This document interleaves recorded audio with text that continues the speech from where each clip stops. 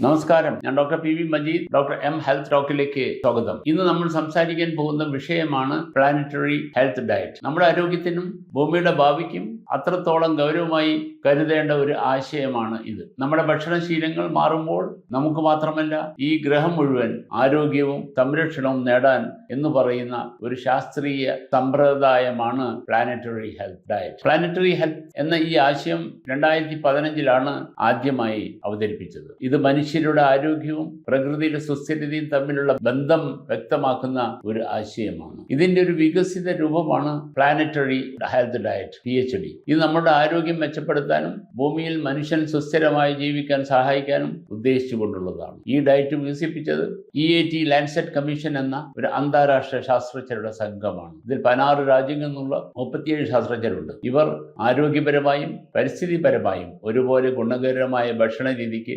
മാർഗനിർദ്ദേശങ്ങൾ നൽകുകയാണ് ഉണ്ടായത്. പ്ലാനറ്ററി ഹെൽത്ത് ഡയറ്റ് എന്ന ഫ്ലെക്സിറ്റേറിയൻ ഡയറ്റാണ് ഇതിനർത്ഥം. ഇതിൽ സസ്യാധിഷ്ഠിതമായ ഭക്ഷണം കൂടുതലായിരിക്കും, പക്ഷേ ചെറിയ തോതിൽ മത്സ്യം, ഇറച്ചി, പാൽ ഉൾപ്പെടെയുള്ള മാംസാഹാരവും ഉൾപ്പെടുത്തിയിട്ടുണ്ട്. ഡയറ്റിന്റെ പ്രധാന ഘടകങ്ങൾ ചുരുക്കി പറയാം. പച്ചക്കറികളും പഴങ്ങളും പോലുള്ള സസ്യാധിഷ്ഠിത ഭക്ഷണങ്ങൾ, പഴങ്ങൾ, പച്ചക്കറികൾ എന്നിവ വിവിധ നിറങ്ങളിൽ ആയിരിക്കുന്നത് നല്ലതാണ്. ഡ്രൈ ഫ്രൂട്ട്സ്, പയർ, കടല, മറ്റു പയർവർഗ്ഗങ്ങൾ എന്നിവ പ്രോട്ടീന്റെ പ്രധാന ഉറവിടങ്ങളാണ്. അധികമായി പ്രോസസ്സ് ചെയ്യാത്ത ധാന്യങ്ങൾ, അതായത് ഞവര, ഗോതമ്പ്, ഓട്സ്, മില്ലറ്റ് എന്നിവ പോലുള്ള ധാന്യങ്ങൾ, ആവശ്യത്തിന് മാത്രം മാംസം, മത്സ്യം, പാലുൽപ്പന്നങ്ങൾ എന്നിവ. പദാർത്ഥങ്ങളുടെ കുറവോ കൂടുതലോ ഇല്ലാതെയാണ് ഈ ഡയറ്റ്. ശരാശരി 2005 കിലോ കാലറി ഒരു ദിവസത്തേക്ക് അംഗീകരിച്ചിരിക്കുന്നു. ഇത് വ്യക്തിയുടെ പ്രായം, ലിംഗം, ശാരീരിക പ്രവർത്തനം എന്നിവ അനുസരിച്ച് വ്യത്യാസപ്പെടും. ഇത് നമുക്ക് പ്രായോഗികമായി എങ്ങനെ ഉൾപ്പെടുത്താം എന്ന് നോക്കാം. നിങ്ങളുടെ പാത്രത്തിന്റെ അരഭാഗം പച്ചക്കറികൾ,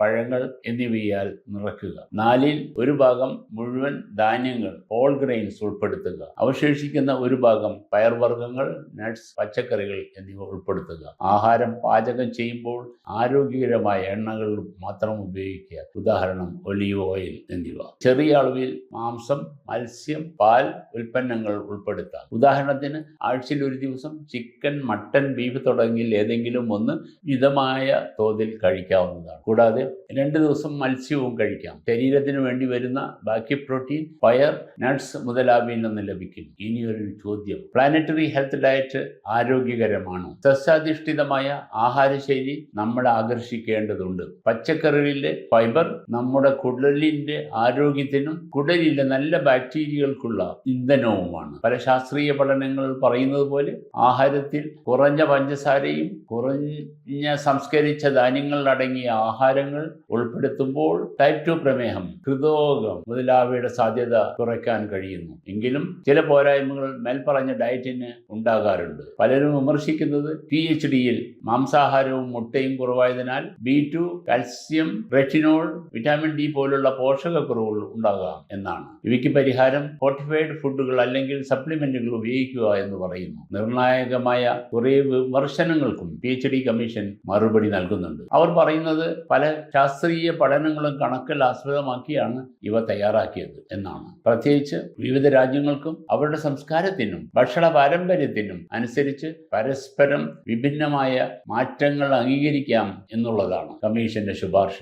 അതിനാൽ നമ്മൾ ഈ ആഹാരക്രമം അതേപടി പകർത്തേണ്ടതില്ല.